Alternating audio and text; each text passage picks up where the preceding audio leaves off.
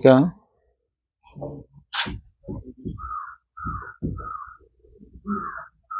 के पर्वत। देखो उत्तरी अमेरिका के पर्वत, इसको पढ़ रहे थे। इसमें हम पहले एक पढ़ चुके थे, अलास्का, अलास्का श्रेणी, अलास्का श्रेणी, और एक और पढ़ चुके थे ब्रुक्स श्रेणी। ठीक है, ब्रुक्स श्रेणी, इन दोनों को हमने पढ़ लिया था। तो अलास्का के बारे में हमने बता भी दिया था कि अलास्का क्या है। तो दो श्रेणियां पाई जाती हैं। ये कहाँ पर पाया जाता है, अलास्का, और ये दोनों की यदि बात करें तो दोनों कहाँ पे पाई जाती हैं, अलास्का में, USA Alaska, Alaska USA Alaska में पाई जाती हैं, अलास्का में। तो यूएसए अलास्का में ये स्थित है, दोनों की दोनों श्रेणियां। अगर बात करें तो कहाँ पे पड़ेंगी, यूएसए अलास्का में। तो यूएसए अलास्का में पड़ती हैं। और अलास्का की हमने सबसे ऊंची श्रेणी बताई है। ऊंची श्रेणी, सबसे ऊंची श्रेणी कौन सी है, मैकले, ये सबसे ऊंची श्रेणी है, माने क्या कहते हैं। तो अब इसकी ऊंचाई की 61-98 मीटर, इतना हमने बता दिया था। और इन दोनों के बीच में एक घाटी पाई जाती है, अलास्का और माने ब्रुक्स के बीच में घाटी पाई जाती है, जिसे कहा जाता है यूकान घाटी, यूकान घाटी। अब देखो यही सब क्वेश्चन बनेगा बेटा कि अलास्का की सबसे ऊंची चोटी कौन सी है, अलास्का कहाँ पे स्थित है। तो ये कहाँ पे स्थित बन जाती है, यूएसए के अलास्का क्षेत्र में। मैप में सारी चीजें बताए हैं। यूकान घाटी, तो यूकान घाटी तो बेटा इसका निर्माण कैसे होता है, मैंने बताया था ज्वालामुखी के द्वारा, ज्वालामुखी। तो यहाँ पर बहुत सारी ज्वालामुखी हैं। और ये घाटी कैसी है, बर्फीली घाटी है, बर्फीली घाटी, बर्फीली घाटी।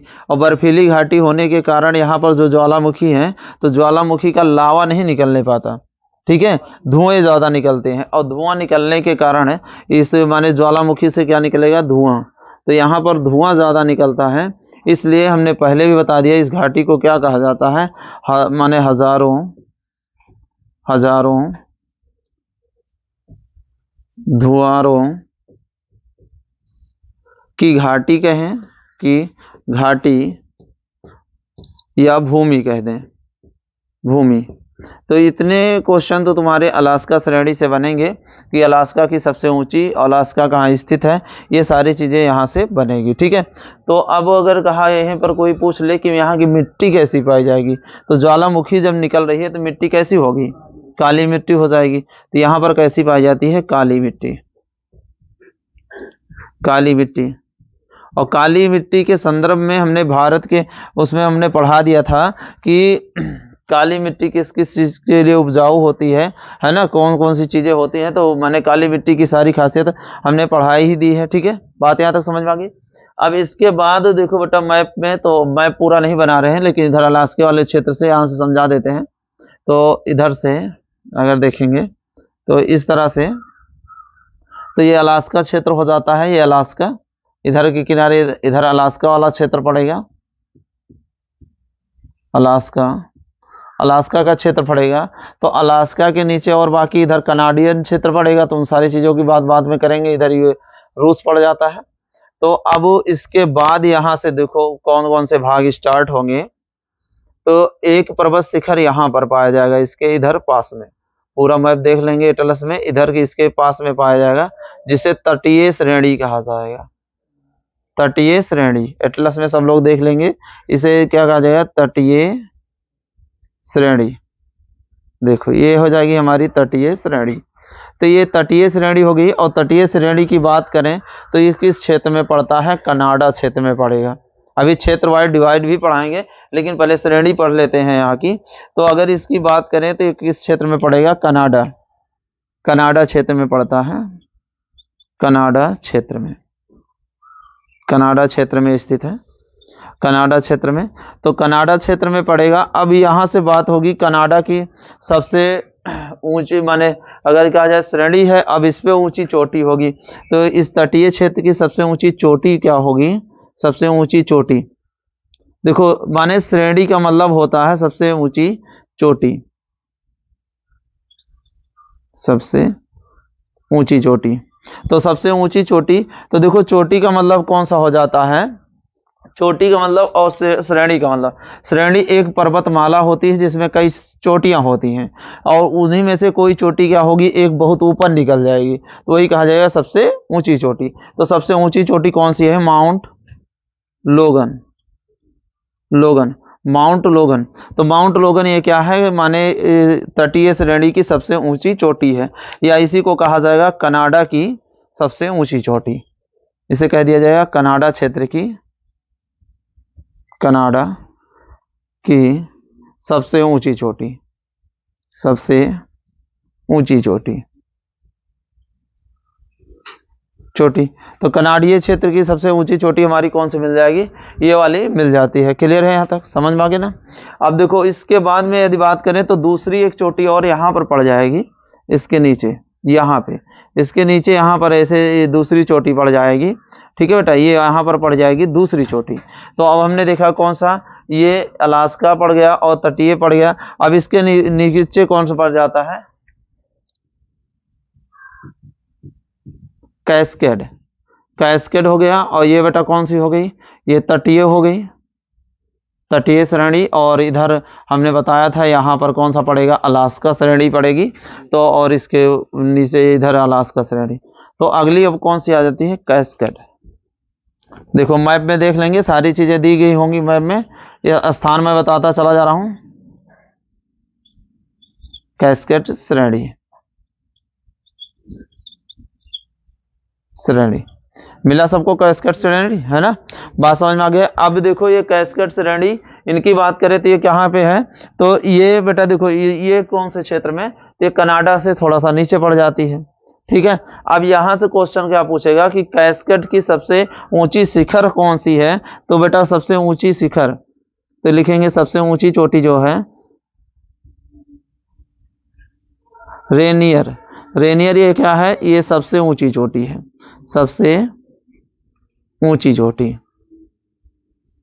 ऊंची चोटी, तो सबसे ऊंची चोटी है। तो हमने देखा कौन कौन से हो गए इधर अभी, तो कौन कौन से हमने पढ़ लिया, फिर से एक बार रिवाइज कर लेते हैं। तो देखो एक कौन सा हो जाएगा, अलास्का हो जाएगा। ठीक है, जो कहाँ पे पड़ेगा, अलास्का में पड़ेगा। अलास्का की सबसे ऊंची शिखर कौन सी, मैकले, इसकी ऊंचाई भी लिख दिया। अब इन दोनों श्रेणियों के बीच में एक घाटी पड़ती है जिसे क्या कहा जाता है, यूकॉन घाटी। यूकॉन घाटी जो है ये क्या है, ज्वालामुखीय क्षेत्र है। तो ज्वालामुखीय क्षेत्र है, लेकिन ये सबसे यहाँ इधर ऊपर पड़ जाता है, उत्तरी अमेरिका के ऊपर। और ये कैसा क्षेत्र हो जाता है, बर्फीला क्षेत्र। ठीक है, और बर्फीला क्षेत्र होता है तो यहाँ पर लावा ज्यादा नहीं निकल पाते, धुआं ज्यादा निकलते हैं, इसलिए बेटा इन्हें क्या कहा जाता है, हजारों धुआरों की घाटी कहा जाता है। क्लियर है, हजारों धुआरों की घाटी कहा जाता है। यहाँ की मिट्टी कैसी होगी, काली मिट्टी, और काली मिट्टी की खासियत हमने बता दिया है। अब तटीय श्रेणी की यदि बात करें तो तटीय श्रेणी कहाँ पड़ता है, तो ये हो गई तटीय श्रेणी, अलास्का के नीचे पड़ जाएगी। ठीक है, अलास्का के नीचे तटीय श्रेणी पड़ेगी जो कनाडा क्षेत्र में पड़ती है, और इसकी सबसे ऊंची चोटी कौन सी हो गई, माउंट लोगन। लोगन इसकी क्या हो गई, सबसे ऊंची चोटी हो गई। अब कैस्केड क्षेत्र जो पड़ेगा, कैस्केड वाली श्रेणी इसके नीचे पड़ जाती है। अब इसके नीचे पड़ेगी तो अब इसकी सबसे ऊंची चोटी, एक क्वेश्चन ये पूछेगा। ठीक है, तो अब सबसे ऊंची चोटी ये चीज है, तो ये हमने समझ में आ गया सब लोगों को। ठीक है, तो इतना नोट कर ले, उसके बाद आगे मिटा के बताते हैं। अगली श्रेणी अगर देखें, अगली जो चोटी आ जाएगी बेटा पर्वत श्रृंखला, तो पर्वतमाला कहा जाए चाहे जो इसको,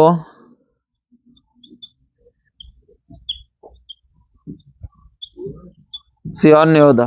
ठीक है, सियार न्योदा ये बेटा चोटी पाई जाती है, ये किसके नीचे है, कैस्केड के नीचे, यहाँ पे मिलेगी, इसके नीचे, इसके नीचे ये इस तरह से। तो अब ये वाली हमारी क्या मिलेगी, इसके नीचे मिलती है इधर की तरफ। तो अगर बात की जाए तो ये यहाँ पर कई खासियत इस चोटी से बनेगी। विश्व की सबसे खंड है ना, खंडित पर्वतमाला कौन सी है, मतलब सबसे ज्यादा टुकड़ों में पाई जाने वाली कौन सी होगी, कौन सी, सियार नेवादा। ठीक है, तो ये हमारी क्या है, सबसे खंडित है, तो विश्व का सबसे बड़ा, विश्व का सबसे बड़ा, सबसे बड़ा, ठीक है, माने खंड पर्वत, खंड पर्वत, पर्वत। तो ये सबसे बड़ा खंड पर्वत है, ठीक है, विश्व का सबसे बड़ा खंड पर्वत। अगर इसकी बात की जाए सबसे ऊंची चोटी इसकी कौन सी है, ठीक है, तो इसकी सबसे ऊंची चोटी बिटनी, बिटनी ये चोटी है, क्या है, इस पर्वत श्रृंखला की सबसे ऊंची चोटी है, सबसे ऊंची चोटी, ऊंची चोटी, सबसे ऊंची चोटी। मैप में देखते चलेंगे, मिलेगा सब उसमें होगा। तो सबसे ऊंची चोटी की यदि बात करें तो अब कहोगे गुरुजी खंड पर्वत का मतलब क्या होता है, तो खंड पर्वत का मतलब होता है जैसे टूटे हुए टुकड़ों में, जैसे हमारे भारत में हिमालय, हिमालय का मैंने बताया है 3 पार्ट होता है। तो जो शिवालिक होता है सबसे नीचे वाला, उसमें देखो सबसे ज्यादा खंड होंगे, छोटे छोटे टुकड़े अलग अलग रहेंगे। और सबसे ऊपर जो महान वाला होता है, महान हिमालय का, वो सबसे कम खंडित है, ठीक है, उसमें खंड नहीं मिलते, तो उसी को कहा जाता है खंडित कहा जाता है, ठीक है। अब यहाँ पर एक बात करें कि जो इस पर्वत श्रृंखला पर एक झील पाई जाती है जिसे अल्पाइन झील के नाम से जाना जाता है, अल्पाइन झील। तो उसका नाम क्या है, अल्पाइन झील। तो कहा जाए उत्तरी अमेरिका की सबसे ऊंची झील, उत्तरी अमेरिका की, उत्तरी अमेरिका, अमेरिका की सबसे ऊंची झील, सबसे ऊंची, ठीक है, अल्पाइन झील, अल्पाइन झील, झील। तो अल्पाइन झील कौन सी है, तो बात करें तो इसे कहा जाता है तोहो झील, तोहो झील के नाम से जाना जाता है, तोहो झील, तो तोहो झील, ठीक है। तो उत्तरी अमेरिका की ये सबसे ऊंची झील मिल जाती है, और किस पर्वत श्रृंखला पर स्थित है, तो इसी पर्वत श्रृंखला पर स्थित है। बात समझ में आ गई यहाँ तक, ठीक है। तो अब आगे बात करते हैं बेटा, देखो हाँ एक चीज और बता देते हैं, ये कैसा पर्वत है, तो ये भ्रंश पर्वत है। कैसा है, देखो भ्रंश, भ्रंश पर्वत है, भ्रंश पर्वत। तो कहोगे सर जी भ्रंश पर्वत क्या होता है और वलित पर्वत क्या होता है। भ्रंश पर्वत है तो भ्रंश पर्वत क्या होता है, वलित पर्वत क्या होता है, इन दोनों को हमने जब पढ़ाया था, जब बताया हिमालय पढ़ा रहे थे उस समय पढ़ाया था।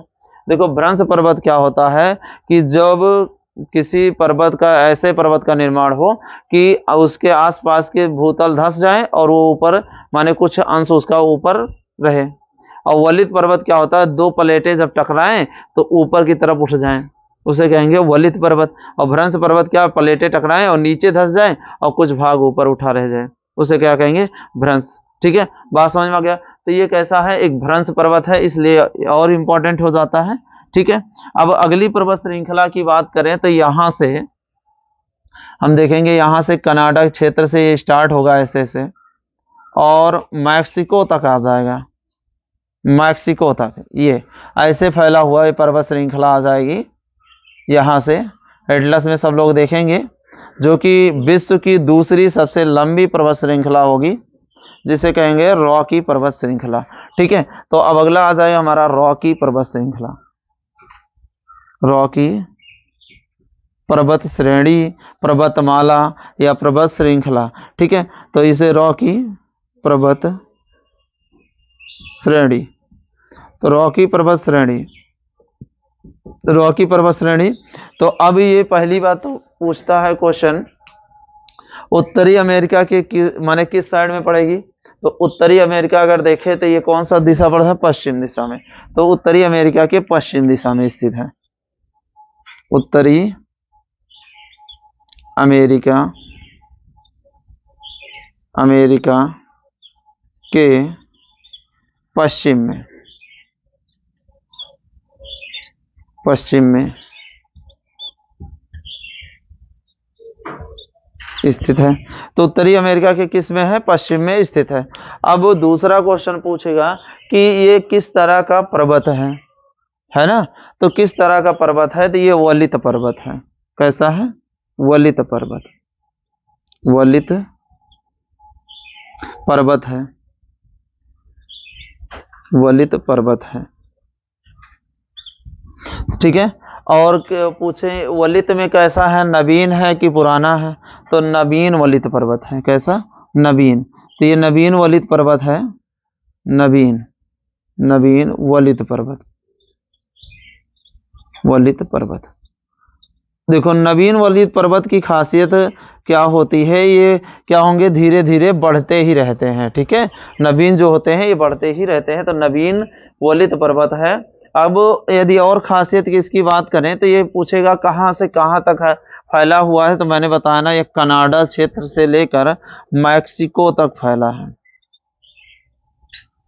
मैक्सिको था, मैक्सिको को मैंने दिखाया है मैप में कहाँ पे है बेटा, तो ऐसे घूम के, ये नहीं सोचो कि सर जी ये मैंने रफ डायग्राम बनाया एक समझने के लिए। ठीक है, उसके बाद जब पूरा फिर बनाएंगे तो पर्वत श्रृंखला उसमें ड्रॉ कर देंगे और सब लोग एटलस में देखते चलो तो ये कहाँ से कहाँ तक है। तो मिला सब लोगों को ना एटलस में, तो बेटा ये कहाँ से चल जाता है, कनाडा से लेके, अगर इसकी विस्तार की बात करें, विस्तार कहाँ से कहाँ तक है, तो ये हो जाता है कनाडा क्षेत्र से, कनाडा से न्यू मैक्सिको तक, मैक्सिको तक। ठीक है, न्यू मैक्सिको तक है। बात समझ में आ गई, मिला सबको? ठीक है, न्यू मैक्सिको तक है। अगर बात करें तो मैं इसमें क्या होगा, तो ये विश्व की दूसरी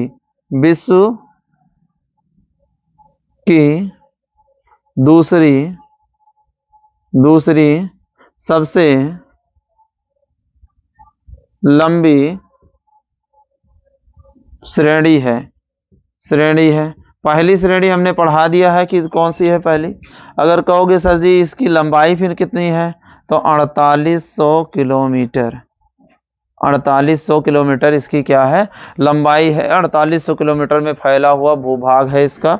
ठीक है, इतनी खासियत बनेगी। अब यहाँ से क्वेश्चन क्या क्या बनेंगे, इन सब चीजों के बारे में डिस्कस कर लेते हैं। तो अब बेटा यहाँ पर समझ में आ गया ना। अब देखो रॉकी पर्वत की सबसे ऊंची चोटी पूछेगा, है ना, तो माने रॉकी पर्वत की सबसे ऊंची चोटी कौन सी है, तो इधर लिख दे रहा हूं। ठीक है, इसकी सबसे ऊंची चोटी पूछेगा तो बेटा पड़ती है अल्बर्ट। तो अल्बर्ट इसकी क्या है, सबसे ऊंची चोटी, उसमें देखो दिखाया होगा। ठीक है, और ये किस क्षेत्र में पड़ता है, यूएसए क्षेत्र में पड़ेगा, यूएसए। देखो मिला कि नहीं मिला, यूएसए क्षेत्र में क्या होगी, इसकी सबसे ऊंची चोटी पड़ जाती है। ठीक है, बात समझ में आ गया। तो यूएसए क्षेत्र में अल्बर्ट इसकी सबसे ऊंची चोटी है। ठीक है, सबसे ऊंची चोटी। तो अब रॉकी की सबसे ऊंची चोटी पूछेगा। और अगर बात करें कि कनाडा में इसकी सबसे ऊंची चोटी कौन सी है, कनाडा में सबसे ऊंची चोटी कौन सी है, रॉसन। देखो ये दिया होगा रॉसन, तो ये क्या है, सबसे ऊंची चोटी इसकी कनाडा में पड़ जाती है। एटलस में देखते चलेंगे। तो अब देखो हमने इतने फैक्ट को देख लिया, यहाँ पर क्या क्या पूछेगा, क्या क्या चीजें, तो फिर से रिवीजन करा देंगे। बात बताओ यहाँ तक समझ में आ गई, सबको आ गया ना। चलो एक बार फिर से बता देते हैं कि क्या होगा। तो हमने मैंने देखो यहाँ पर रॉकी पर्वत, ठीक है, इससे पहले सियार नेवादा पड़ेगी। ये क्या है, विश्व का सबसे बड़ा खंड पर्वत है। खंड खंड का अर्थ बता दिए है ना। और इसकी सबसे ऊंची चोटी कौन सी है, बिटनी सबसे ऊंची चोटी है। ये उत्तरी अमेरिका में बेटा देखो सबसे ऊंची चोटी तुम्हारी पड़ जाती है उत्तरी अमेरिका की। सबसे ऊंची झील एक है, कौन सी है, तो हाँ, तो वो झील हो जाती है जिसे अल्पाइन झील कहा जाता है। अब ये एक भ्रंश पर्वत है। कैसा है, भ्रंश पर्वत। हमने भ्रंश पर्वत के बारे में बताया भी है। और रॉकी पर्वत श्रेणी, तो रॉकी पर्वत श्रेणी तो मैंने ये देखो दिखाया है, ये रॉकी पर्वत श्रेणी इस तरह से है। एटलस में देख लेंगे पूरा मैप में। तो अभी यहाँ पर रॉकी पर्वत श्रेणी, तो इसे बात की जाए उत्तरी अमेरिका के किस साइड में पड़ेगी, पश्चिम में पड़ जाएगी। ठीक है, अब उसके बाद ये विश्व की क्या है, दूसरी सबसे माने लंबी कहेंगे, ऊंची नहीं कहेंगे, समझ में आ गया। ये दूसरी सबसे लंबी पर्वत श्रृंखला है। इससे पहले मैंने बताया था दक्षिणी अमेरिका की एंडीज, वो क्या लंबी है, विश्व की सबसे लंबी। अब यहाँ पर ये चीजें देखा। तो अब क्वेश्चन अगला पूछेगा, ये कैसा पर्वत है। ऑप्शन में केवल वलित होता है तो वलित लगाएंगे, नवीन वलित होता है तो नवीनवलित। इसका विस्तार पूछेगा तो मैंने बताया ना, कनाडा से लेकर मैक्सिको तक, तो न्यू मैक्सिको ऊपर वाला क्षेत्र होता है, इसलिए न्यू मैक्सिको तक ये इसका क्या है, विस्तार रहता है। अब ये दूसरे माने अगला क्वेश्चन बनाएगा, इसकी सबसे ऊंची चोटी कौन सी है। एवरेस्ट में अगर कहा जाए सबसे ऊंची, अगर पूरा कनाडा वनाडा सब मिला दिया जाए तो हमारा कौन सा पड़ता है, अल्बर्ट। ठीक है, अगर ये पूछ ले कनाडा की सबसे ऊंची चोटी कौन सी है तो कौन सी हो जाए, रावसन। ठीक है, बात समझ में आ गई ना यहाँ तक। तो ये पर्वत है हमारे कुछ इंपॉर्टेंट पर्वत, नोट कर लो इसे, आगे फिर बात करते हैं। चलो बेटा देख लिखेंगे,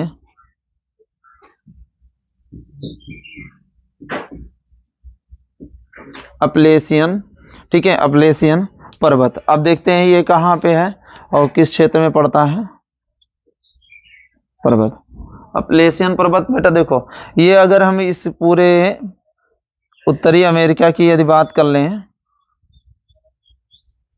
ऐसे रफ डायग्राम बना दे रहे हैं जल्दी जल्दी, सिर्फ तुम्हें समझना है, उसके बाद में जब फिर जरूरत पड़ेगी तो बना लेंगे। तो देखो बेटा, इस वाले क्षेत्र में अब यहाँ पर पाया जाएगा, इधर वाले क्षेत्र में, इधर वाले क्षेत्र में सब लोग एटलस पे देख सकते हैं, इधर वाले क्षेत्र में देखो मिलेगी पर्वत श्रृंखला।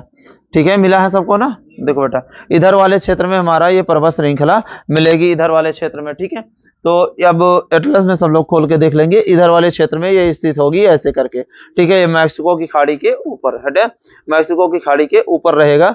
ठीक है, तो यहाँ पर मैक्सिको की खाड़ी हो जाएगी, इसके ऊपर रहेगा, सब लोग एटलस में देख लेंगे। तो अब इसके बाद में अगर बात करें कि ये किस भाग में पड़ेगा, तो बताओ उत्तरी अमेरिका के कौन माने किस हिस्से में पड़ेगा। जैसे हमने इसको पश्चिमी देखा था, तो ये कौन से, पूर्वी में पड़ जाएगा। ठीक है, तो अब इसकी खासियत में यदि बात करें तो ये किस में पड़ेगा, उत्तरी अमेरिका के पूर्वी में, उत्तरी अमेरिका, अमेरिका के पूर्वी भाग में, पूर्वी भाग में स्थित है, स्थित है। तो ये उत्तरी अमेरिका के पूर्वी भाग में स्थित हो जाएगा। और कैसा है, प्राचीन पर्वत है। ठीक है, जैसे हमारे यहाँ अरावली है ना, उसी तरह बेटा क्या है, ये प्राचीन पर्वत है, लिख लेंगे, प्राचीन वलित पर्वत है, प्राचीन, प्राचीन वलित पर्वत, वलित पर्वत। तो ये प्राचीन वलित पर्वत है, प्राचीन वलित पर्वत। वलित पर्वत का अर्थ बता ही दिए, वलित पर्वत का मतलब क्या होता है। ठीक है, इसकी यदि हाइट की बात करें, हाइट कितनी है, 1000 से 2000 मीटर, 1000 से 2000 मीटर। ठीक है, 1000 से 2000 मीटर तक ये वो बने माने ऊंची है। ठीक है, तो अब ये देखते हैं आगे, 1000 से 2000 तक मीटर ऊंची है। अगर इसकी बात करें कि सबसे ऊंची चोटी कौन सी है, तो इसकी सबसे ऊंची चोटी मिकले, मिकले सबसे ऊंची चोटी है, सबसे ऊंची चोटी मिकले क्या है, इसकी सबसे ऊंची चोटी है, सबसे सबसे ऊंची चोटी, ऊंची चोटी। हाँ बेटा, कहीं कहीं पे मिचल भी लिखा मिलेगा, मिचल है ना, मिचल, इसका क्या होगा नाम, मिकेल का मिचल भी लिखा मिल जाता है। देखो क्योंकि इसके अंग्रेजी टर्म में एटलस अंग्रेजी होने के कारण CH जो रहता है उसको चा पढ़ लेते हैं, कुछ लोग का है तो मिचल भी लिखा मिल सकता है, इसका मिचल, मिचल की सबसे ऊंची चोटी कौन सी हो जाएगी, मिचल हो जाएगी। ठीक है, और इसके ढलानों पर, इसका जो ढाल होता है, ढाल जैसे कि क्या होगा, इस तरह से बनी हुई चोटी रहेगी, इसके ढाल, तो ढाल पर बेटा देखो, ढाल पर पाया जाता है जिसे कहते हैं